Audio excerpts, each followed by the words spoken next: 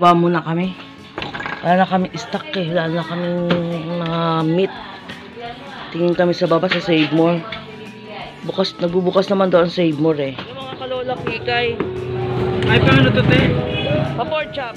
Thank you, Lord. May mga baboy, manok, ayan, sariwang-sariwa, mga kalola kikay. Kasi mahalaga yun kahit paano may sabaw-sabaw tayo, lagyan mo lang ng malunggay. Okay na, masustansya pa rin kinakain natin. Yan, ang presyo, 200 pa rin sa baboy. Hindi pa rin nagbago ang presyo. Kailangan din natin kasi kumain ng masustansya panlaban sa virus. Huwag natin tipirin sarili natin kahit paano. Kailangan kumain tayo ng marami. Dami pa rin namamalengke. Dami namamalengke mga kalola kikay. Nakabili na ako ng baboy, karne. Ayan, may gulay pa rin, oh. Bukas pa rin dito sa baba sa Talipapa. Kaya bibili lang ako ng gulay, panahugdog natin mga kalola kikay. Maaga kayong bumaba mga kalola kikay para may mabili pa tayo kasi mamaya-maya magsasarado na rin iba rito eh. So, may mga nabibili pa naman mga gulay-gulay dito, panahog-nahog. Kaso wala tayong magagawa, yung iba nagtaas na ng presyo. Ayan, baboy, kangkong, pasisigang. May nabibili naman dito po sa Talipapa. Ayan o. Pero maya rin magsasarado rin yan mamayang hapon. Sarado ang Save More. Bukas, alas 9. Alas 9 pa pala magbubukas.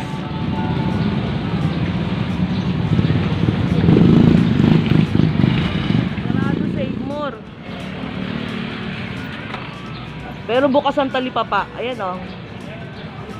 Yan, nakabili ako ng baboy, nakabili ako ng manok, asukal, itlog. Nangarag na si Lola Kikay. Bigat.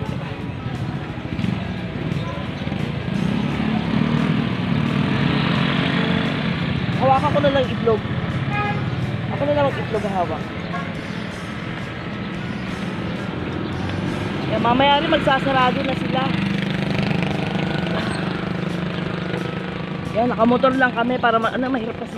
Okay, nakapamili ako ng ng gulay, kangkong.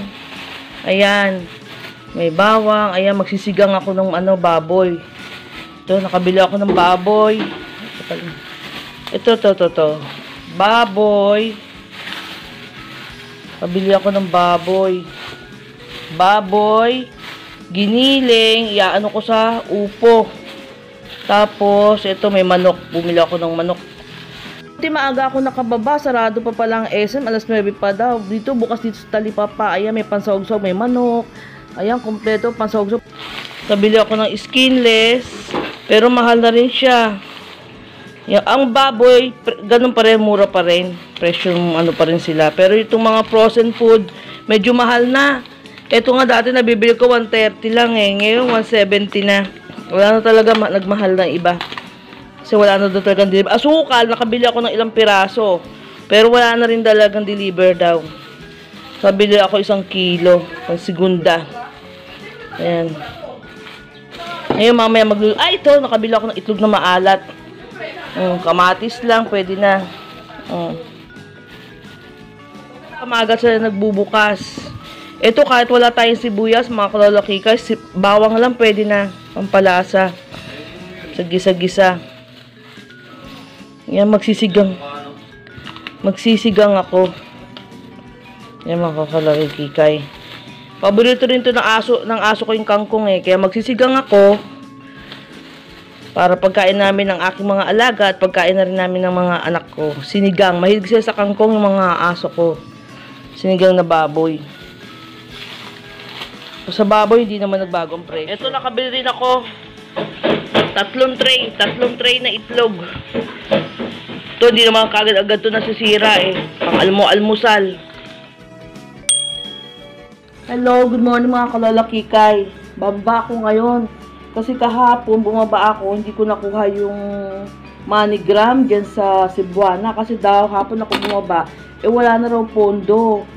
Nako, kaya sabi ko sana makakuha ngayon kasi nagpadala yung kapatid ko galing sa Australia. Palit lang naman na pera.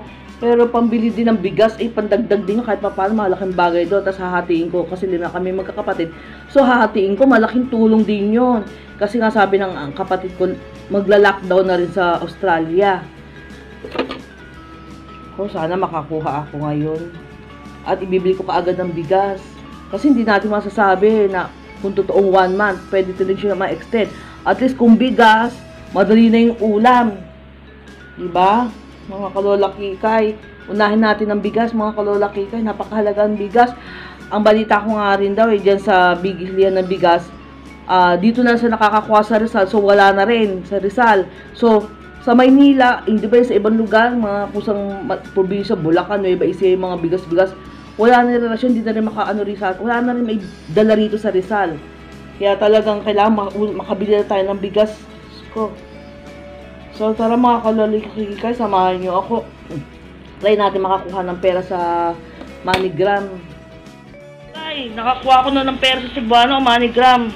Sa awa ng Diyos, pambili ng bigas, padala ng kapatid ko. Hahati ko sa mga kapatid ko. Ayan o, thank you Lord.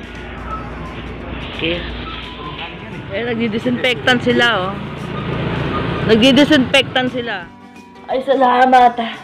Nakuha ko na rin yung pera, naibili ko na rin yung bigas, ay nakabili ako ng bigas, pinasupot-supot ko na, doon ko na rin pinakuha sa kapatid ko kasi yung kapatid ko may sasakyan, doon na rin kinuhaan sa bigasan ako.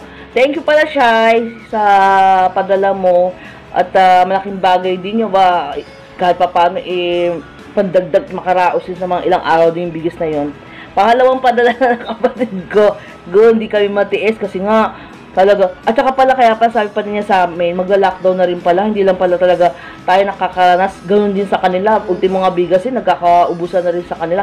Kaya maswerte pa nga tayo dito. May mga sari-sari store, talipapa. Sa iba, sa kanila kasi doon walang parang mini-mini store, mga talipapa. Buti pa tayo, may mga mabibili tayong tingi-tingi. Dahil mga Pilipino may tingi-tingi. Kaya kahit pa paano, meron din. Ayun, naibigay ko na sa kanila. Pero kahapon talaga, wala daw pondo. Siguro may limit lang talagang bigay ng pera sa mga international kasi yun eh. So kanina, aga ko doon, wala pang 8, nakapila na ako. So maaga, napapasok naman ako, nabigyan naman ako nila ng ano. Hindi naman siya kalakihan, pero malaking bagay na yun. Sabi ko, ayun, pagod ako. Pagod mga kalolakikay. So mga kalolakikay, unahin natin ang bigas, malaking bagay kasi ang bigas.